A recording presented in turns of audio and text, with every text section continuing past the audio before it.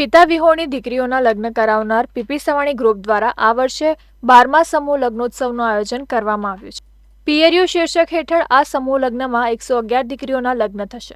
PP Savani પરિવાર દ્વારા અત્યાર સુધીમાં લગભગ 5274 દીકરીઓને કરિયાવર સાથે કન્યાદાન કરવામાં આવ્યું છે.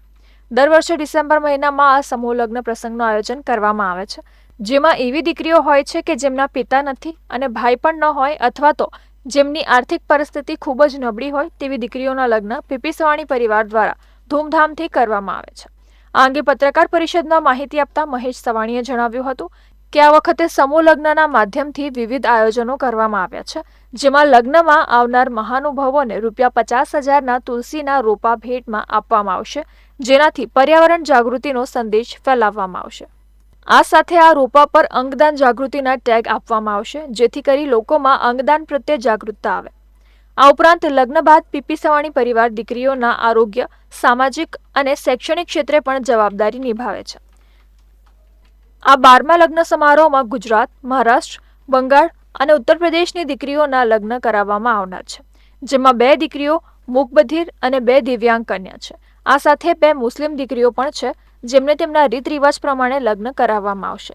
આ સાથે વિવિધ 39 જ્ઞાતિની દીકરીઓ નવજીવનના ફેરા ફરશે. લગ્ન જીવન, લગ્ન પ્રસંગ તો સરખો જ હોય, પણ અમારો લગ્ન જે પ્રસંગ હોય છે એ સમૂહ લગ્ન નથી હોતો, કારણ કે આ દીકરીઓનું ધ્યાન, એક પપ્પાની જવાબદારી આ દીકરીઓના લગ્ન સુધી જ નહીં પણ આજીવન જવાબદારી હોતી હોય છે. અમારું સેવા સંગઠન, દીકરીઓ અને જમાઈઓનું બનેલું અમારું સેવા સંગઠન, આ દીકરીઓની કેર હું જીવું ત્યાં સુધી નહીં પણ દીકરી જીવે ત્યાં સુધીની અમારી જવાબદારી હોતી હોય છે. જો કે સમૂહ લગ્ન પ્રસંગ દરમિયાન દીકરી અને જમાઈનું પૂજન સાસુ દ્વારા કરવામાં આવશે.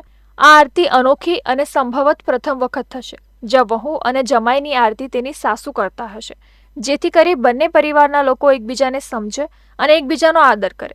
આ લગ્ન સમારોહમાં મદદ કરનાર તમામ લોકોનું સન્માન કરવામાં આવશે. આ વખતે યોજાનાર લગ્ન પ્રસંગને ગોલ્ડન બુક ઓફ રેકોર્ડમાં સ્થાન મળવાની સંપૂર્ણ સંભાવના છે.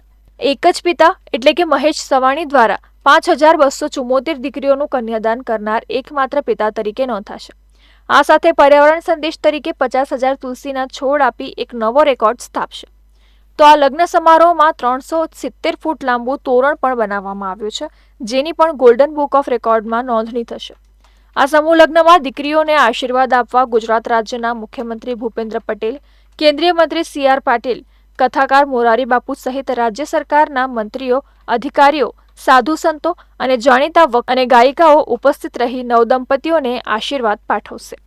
સાથે તમામ કાર્યકર્તાઓને એક તુલસીનો છોડ આપવામાં આવશે, તે પણ એક રેકોર્ડ બનશે.